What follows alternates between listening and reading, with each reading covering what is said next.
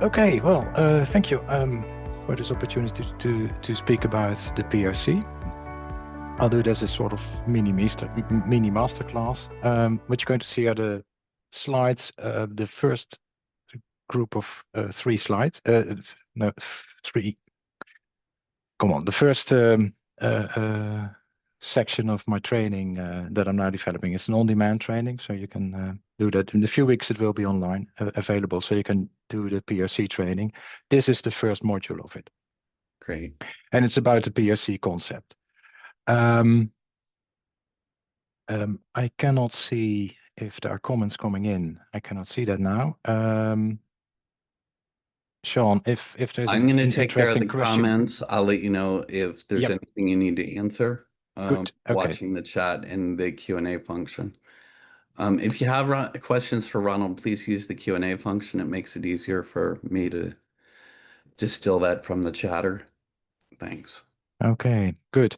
So I think it's a unique role. It requires a unique approach, and but let's start with a disclaimer. Article 15 does not provide a lot of information, so what you're getting is my opinion, and you can use it at your own risk. Basically, that's what this disclaimer is about. I'll talk about the legal background of the PRC.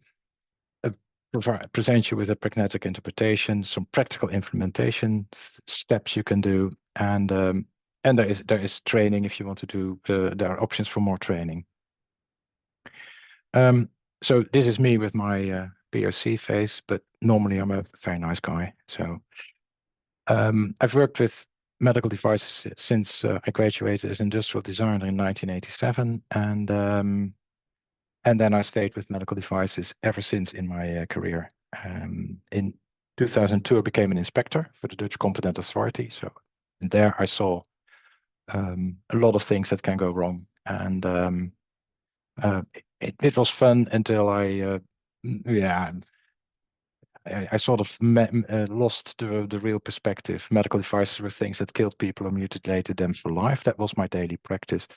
So if you ever come and meet an inspector who is quite seasoned, be aware that they are facing these problematic devices every day, and they will treat you in a similar way. So just be careful in managing their expectations. They will be careful. They will be they have a certain perspective on devices.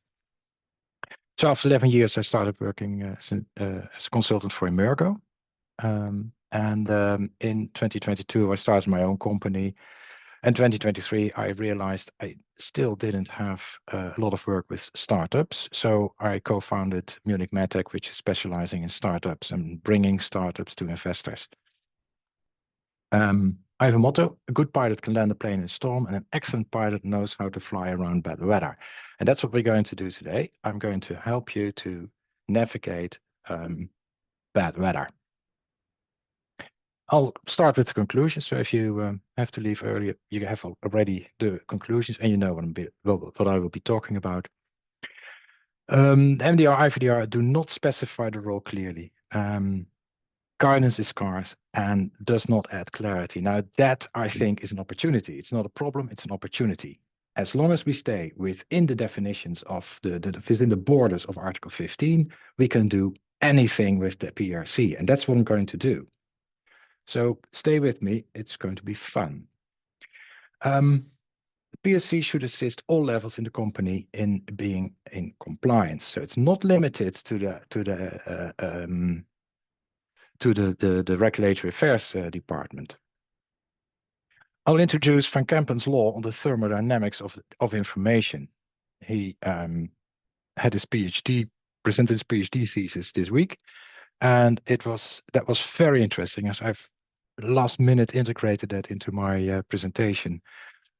An organization can only function if it has access and uses the adequate information.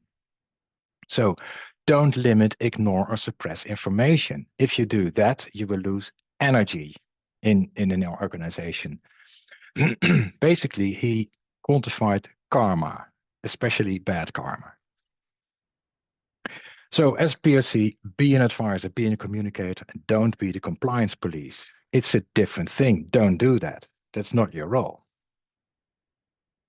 As a PRC, spot issues early proactively, and so that the company, not you, the company can intervene before those issues become a problem or even a crisis.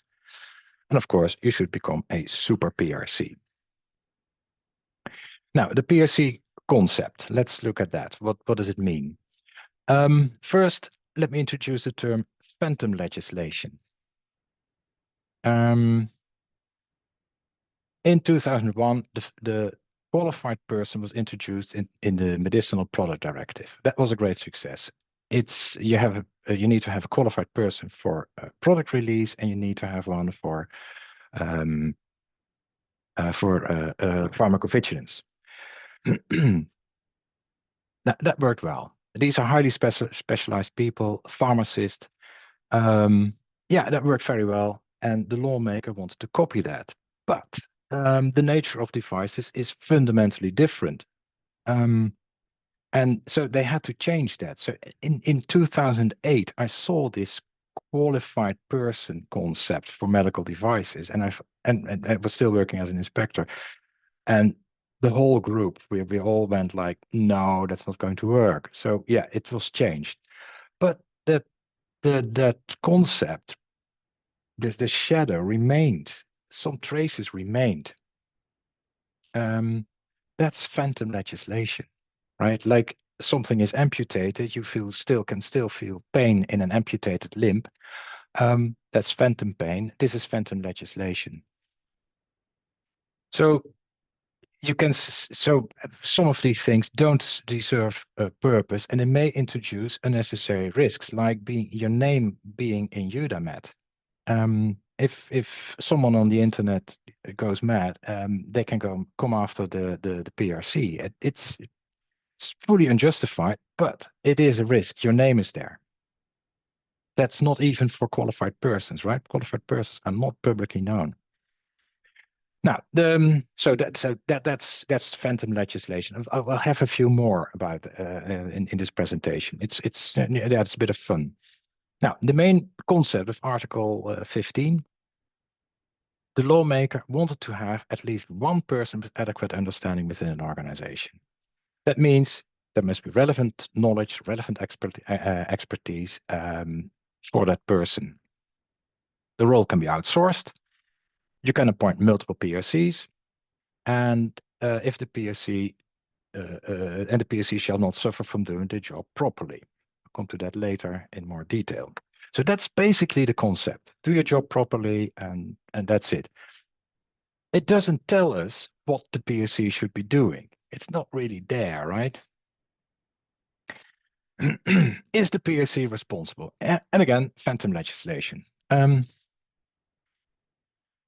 I mean, is the PRC responsible? Well, there's an R in it, right? The first R, person responsible for. So why should the PRC not be responsible? Well, if you look at Article 10, especially the section about quality management system, you see that the quality management system addresses responsibilities of the management. And the management represents the legal person. There's nothing about the PRC in Article 10. If you look at Article 15, it says that the PRC should be responsible for regulatory compliance. And Article 15.3 limits that further to responsible for ensuring certain things happen, right? Certain things are done. So you're responsible for ensuring certain things done. They're internal processes. So the PRC is doing an internal job. The PRC is not going outside. Right? No specific external responsibility for the PRC. Make sure you communicate that to management, because it makes them feel more at ease when you're talking with the PRC, because that's what the PRC does. Speak with management, speak with the rest of the organization, but not externally. Under legislation, we can see similar roles, or dissimilar. The responsible person for cosmetics, the qualified person for medicinal products, data protection officer, right? And the data protection officer that's interesting, because they need to inform and advise the data controller, and they must monitor compliance. And that's almost the same thing as what the PRC should be doing. So yeah, it's a very close role. Now, as a PRC, your opinion matters.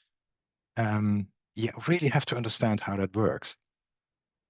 Should be clear for the PRC and for management that there is a legal weight to the opinion of the PRC. So if you're a PRC, be careful when you issue an opinion or not, right? Be very careful in doing that because it has legal weight. At the moment you give that opinion, that formal opinion as a PRC, management should take care of that and should really address that opinion. Because if things go wrong, the authorities may want to know who knew what and when. And then it's very important, when did the PRC say something about that? Could management have acted earlier? So, and if you look at how that works in practice, something goes wrong, the authorities start an investigation. Did the PRC know? If not, why? If he knew, did he report? If not, why? If management received the report, did they act? If not, why? If management acted and it didn't work, it was not effective, why? Etc. So it's very important that you keep a good that you keep records and so that you can give evidence of what happened. Because if things get wrong, be assured that if management gets into trouble, the PRC is thrown under the bus. I've seen several of these cases already. PRCs reach out to me if they get into trouble. It happens. People happy in their job, and from one day to the other, they were in the middle of their worst nightmare. So make sure you protect yourself by proper record keeping. Yes, and the PRC opinion can have consequences, so be careful with it. Don't hesitate if it's necessary, but just don't issue too many opinions too easy. Now, as a PRC, you must have relevant knowledge and expertise. If you look at Article 15.1, it says relevant study, not necessary at an EU university, or an other training as recognized by the competent authority. The MDCG has disfigured that into that a non-EU study must be recognized by the competent authority and says nothing about other training. They have completely the wrong end of the stick, and even after Team PRC made them aware of that, they kept it in the guidance. I don't know why, but this is what it is, and I've seen a lot of PRCs in America and Japan with all kind of very interesting, very good university degrees that have not been recognized by the competent authority. So don't worry about that. You must have at least 1 year of relevant experience, or if that's not sufficient, at least 4 years of relevant experience.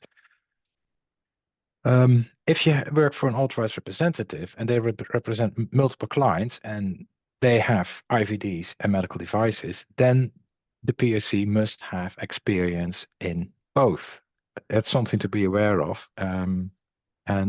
Yeah, be careful with that.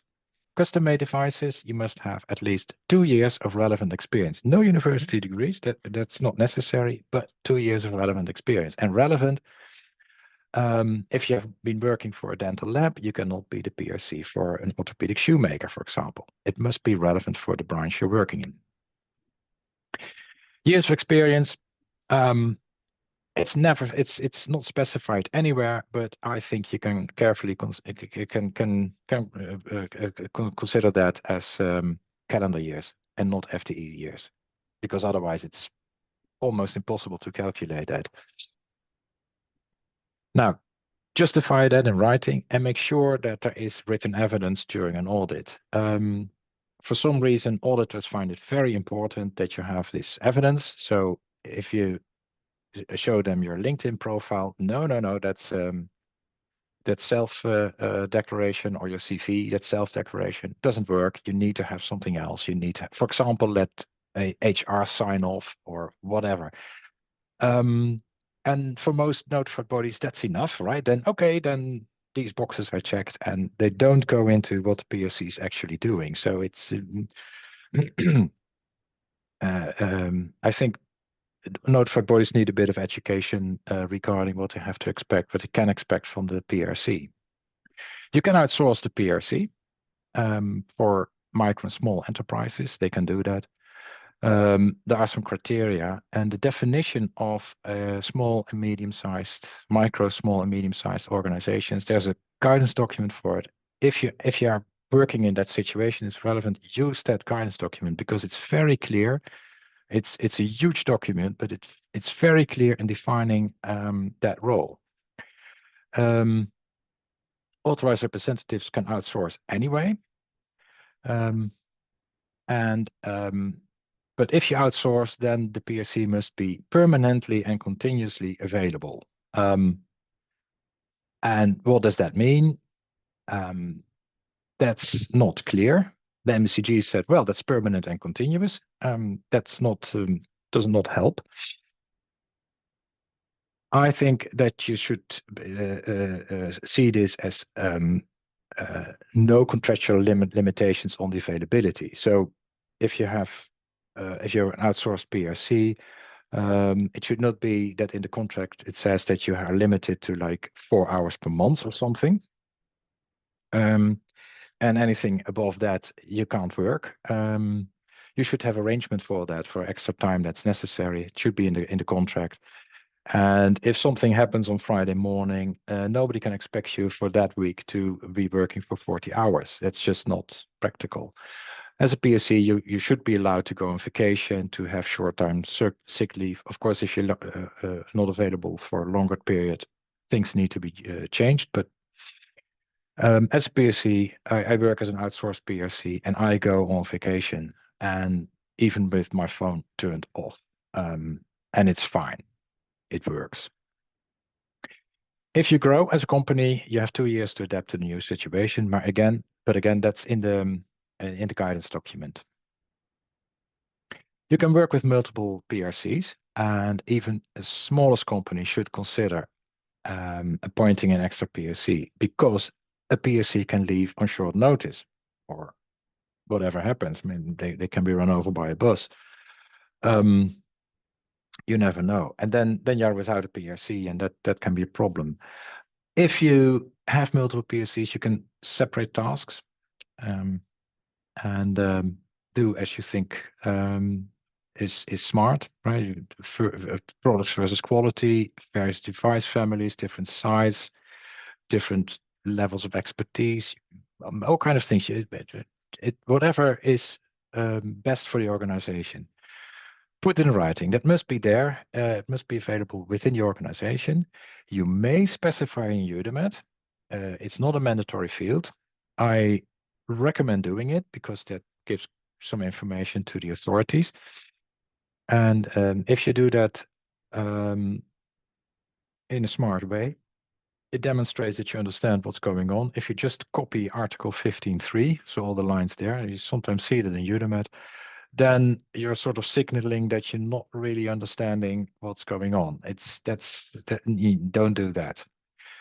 If you specify something, you make sure it's consistent with what's in the rest of the organization. That should be one-on-one copies. Now, as a PSC, what's your role within an organization? I think you should be an expert on the regulations that staff can approach. So if they have questions, they know they should should understand that they have to go to they can go to the PRC, especially when it's about compliance. As a PRC, you can help upper management to stay in compliance. So yeah, they are the guide, the piloting a company through bad weather or around bad weather. As a PRC, you should be authorized to inform upper management after being asked. So that should be a logical thing to do, to be asked as a PRC to be part of meetings, management meetings. Not all the time, but you should be there. And you should also be allowed to inform management on your own initiative. So the door should always be open to you. You have to arrange that. Now, the PRC is not a competent authority staff. They don't work for them or for a notified body. And the PRC is also not someone who decides on major actions.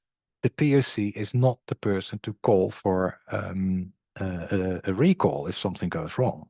They can advise management to call for a recall, but they cannot do that themselves. I've had a situation where a competent authority reached out to a PRC and they say, you must now recall the device. And that was like, what? Yeah, I had to step in there to provide a little bit of guidance. As a PRC, you don't have to inform others outside the organization. You stay within the organization. And if you communicate that clearly to upper management, it's sort of relief for them. They know that you as a PRC are limited in what you can do and what you should do.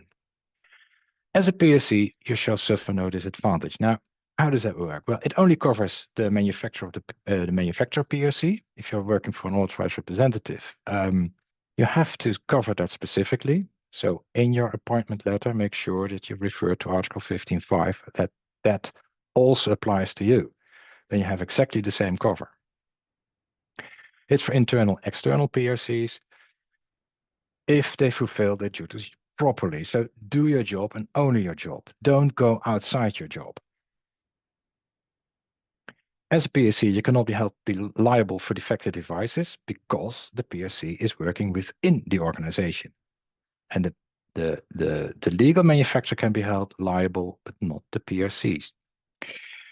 Now, there are some member states that have fines for the PRCs in their law, but that appears to be intended for grossly negligent PRCs, but it's not written in that way. I assume they will be paying attention to that. So if you have a situation and you're looking away from that, yes, you're running a risk. Again, that brings us back to who knew what and when. Now, is the PRC liable or responsible?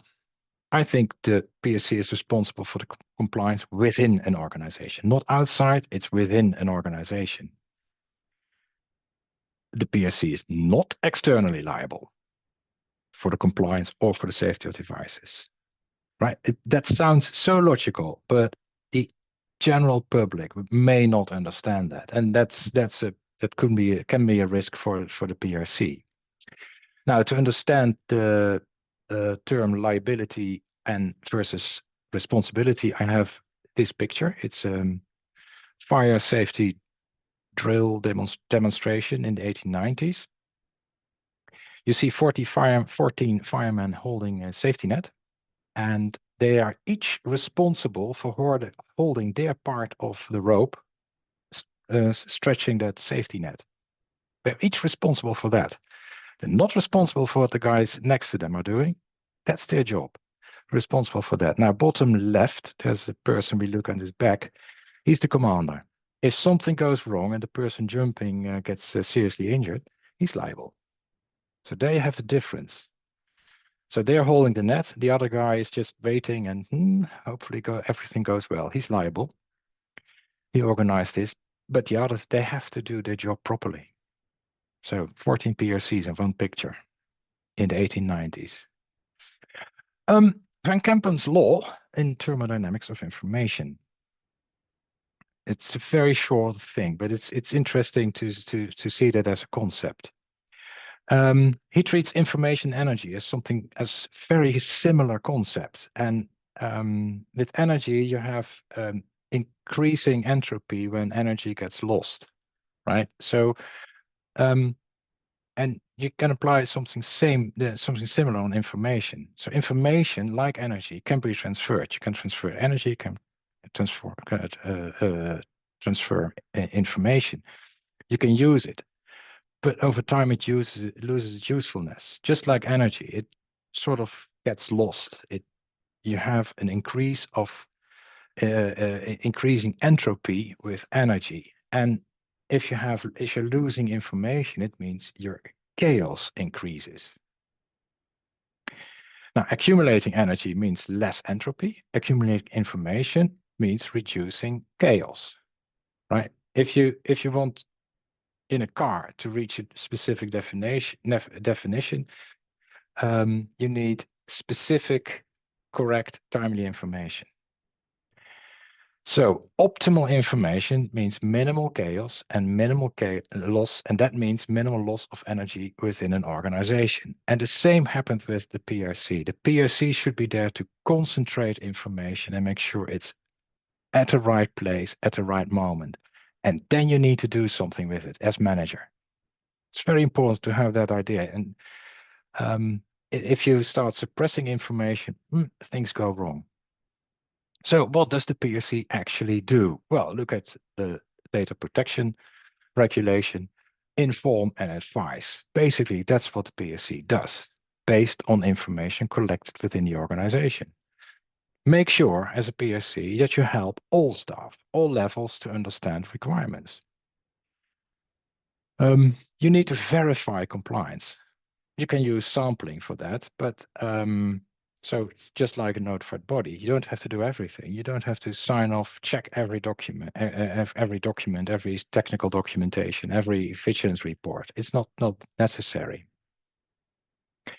As a PRC, you should spend time on networking within an organization. That's a nice bit, drinking a lot of coffee. As a PRC, you may be able to inform upper management about issues that didn't pass the filter of middle management. We all know how middle management works, right? They have their own agenda. They have to. That's their job. They need to filter information, but they need to filter the right information. And as a PRC, if you're there and if middle management knows that you can go around them and inform upper management, it helps them to keep that filter regarding compliance a bit more sensitive. Now, there's a big difference between a PRC and an auditor. If something is not written down, it may still have happened for the PRC, right? We all know what happens with an audit. If it's not written down, it didn't happen, but not if you're a PRC. I think if you do your job well as a PRC, you're noticed, you're recognized, and just by being there, you make others more aware and more motivated to be compliant. EUDAMED. And again, we have some phantom legislation here. Full name of the PRC is made available in EUDAMED. I mean, that's a GDPR issue, right? Or not. Now, there is an exemption within the GDPR for personal data that is necessary to be published for reasons of compliance.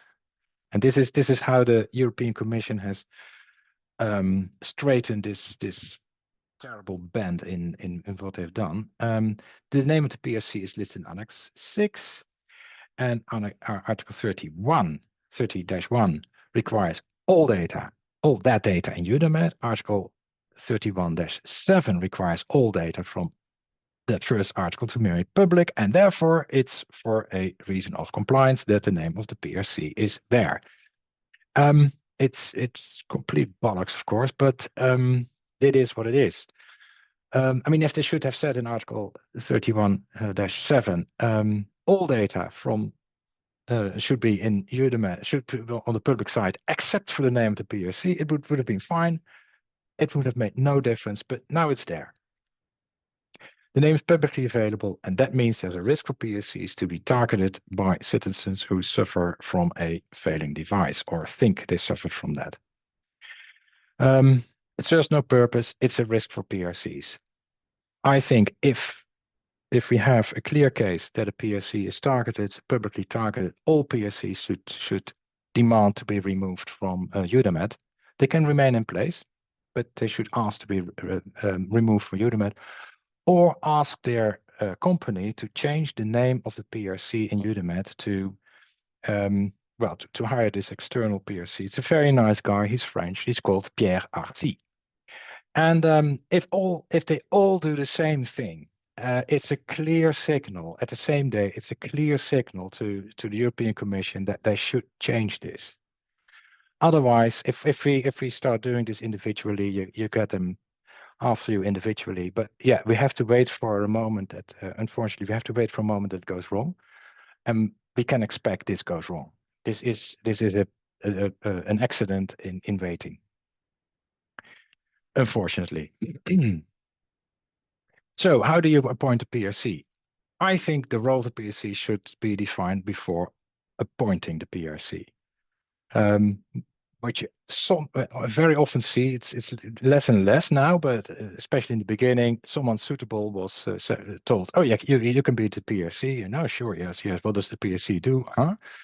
I know that because it happened to me. I've been in exactly that situation. It meant that I had to figure out what happened, and hey, presto, here's the result. I'm now trading PRCs. There's a lesson here for your career.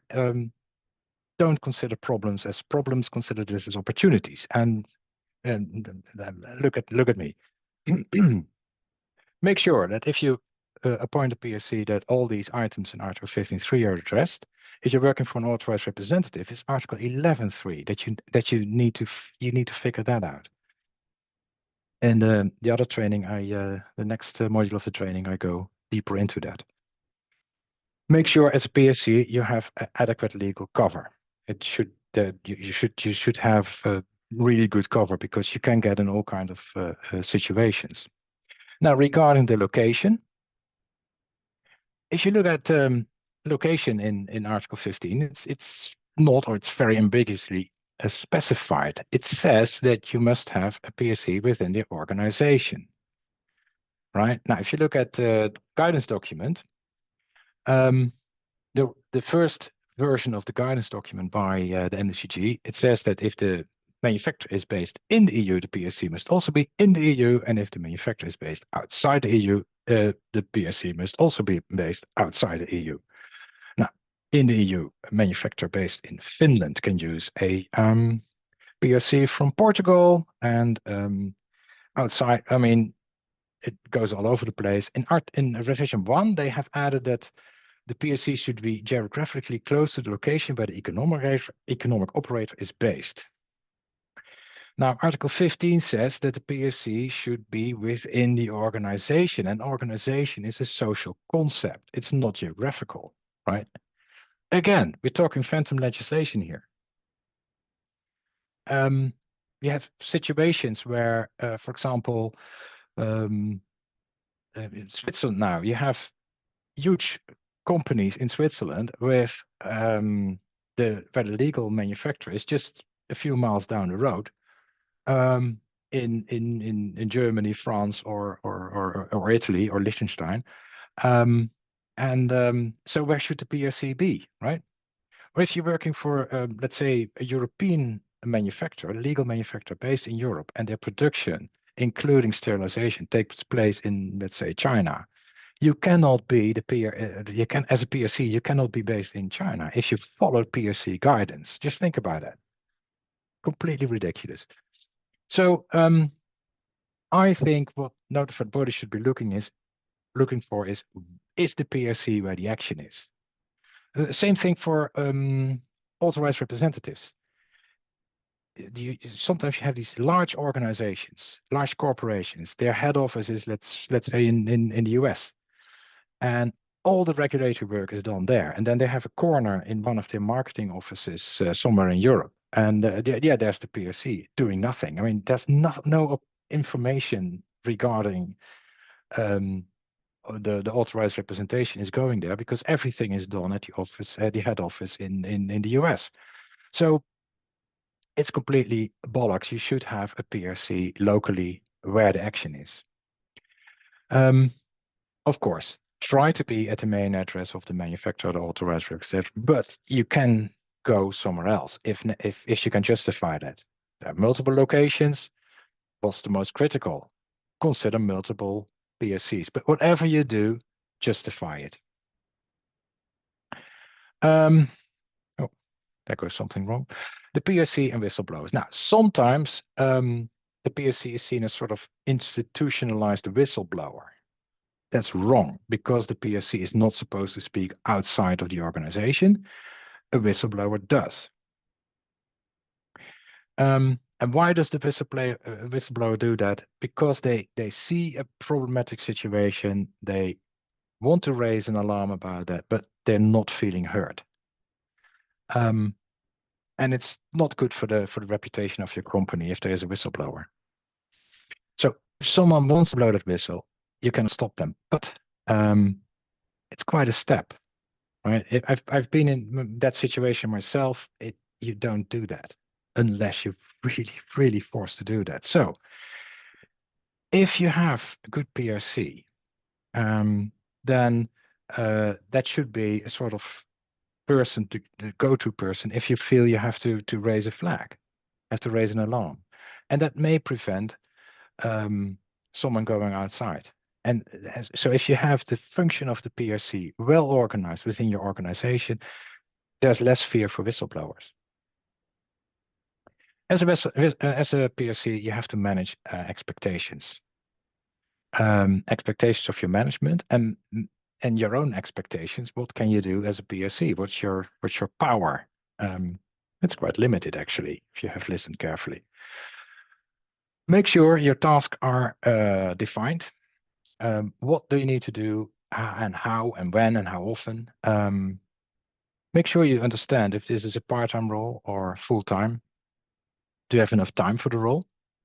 Most PRCs do it as a part-time role. So they work somewhere in regulatory, and then they have a few hours to perform the role of the PRC. That must be enough. You must have enough time to do that. Who do you report to?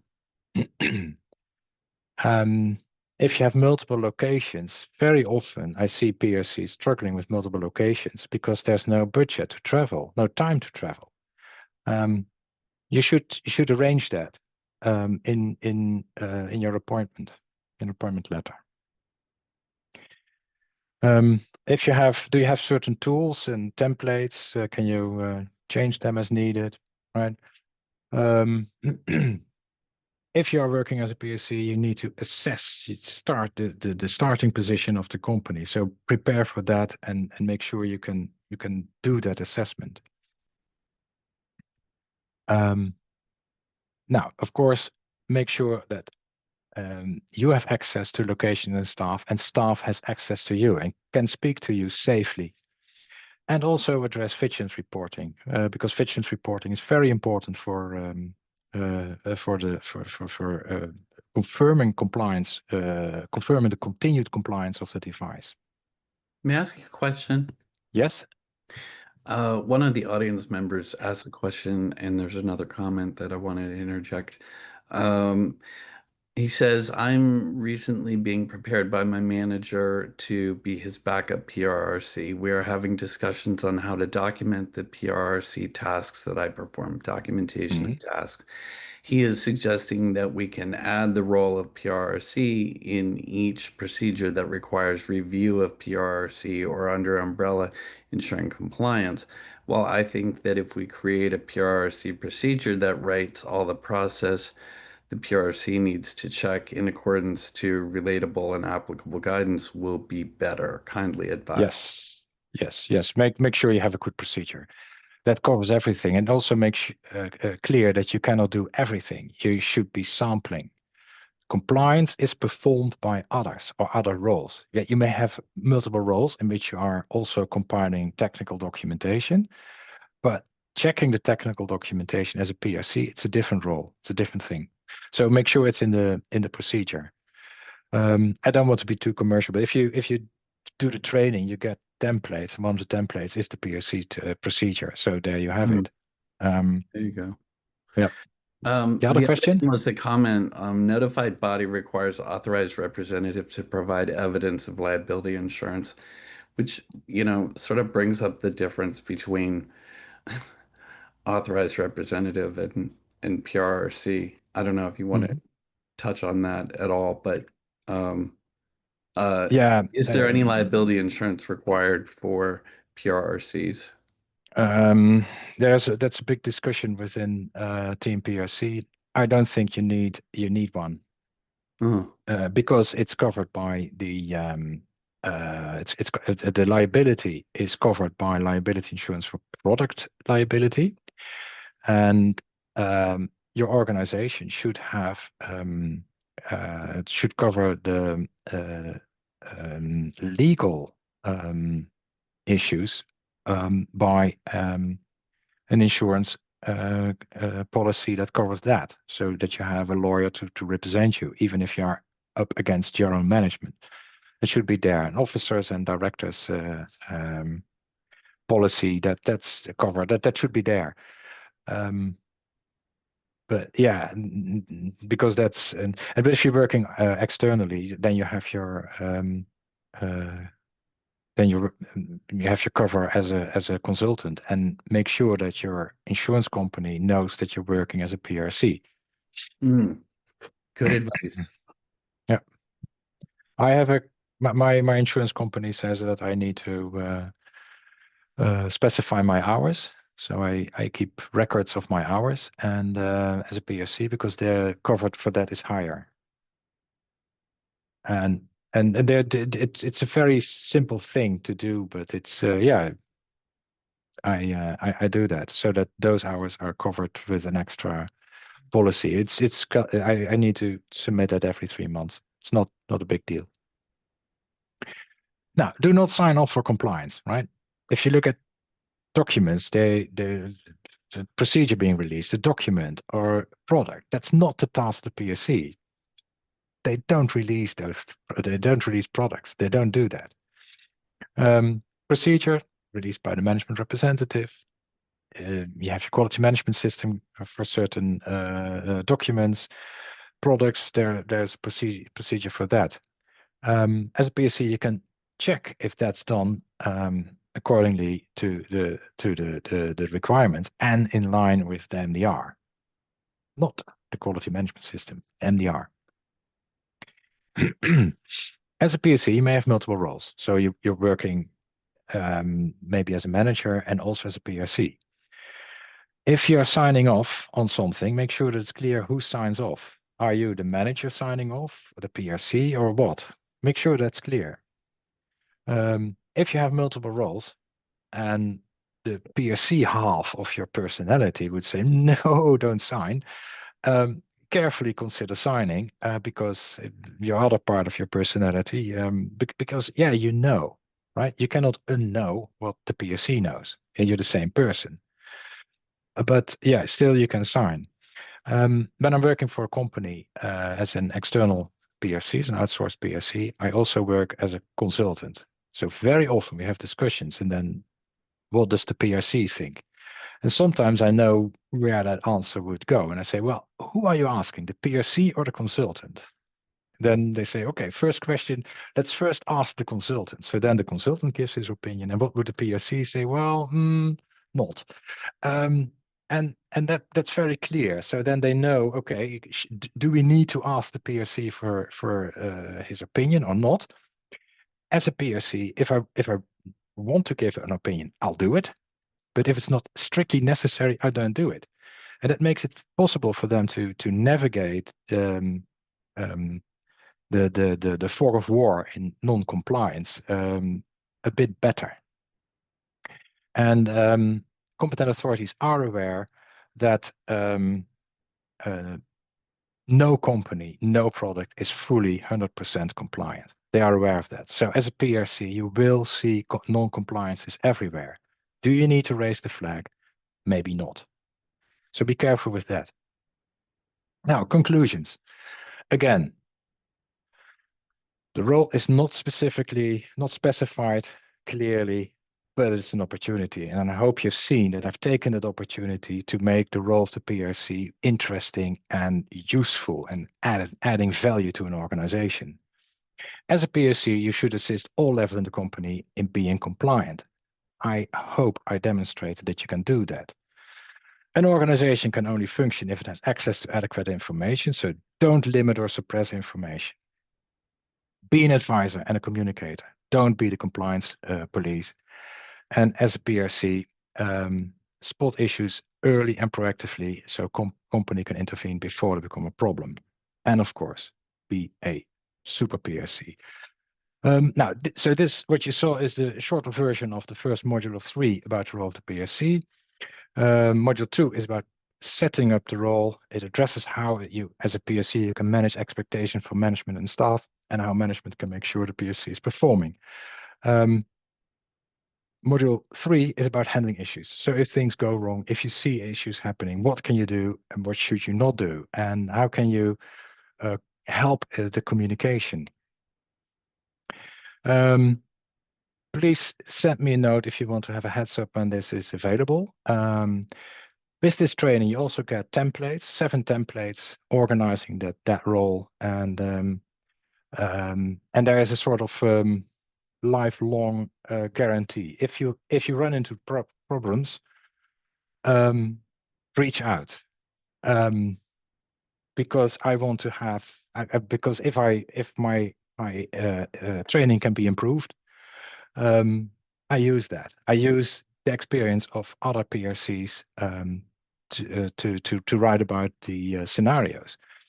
And yes, in this there's a PRC masterclass the day before the PRC summit in Rome, so it's on the 22nd of October.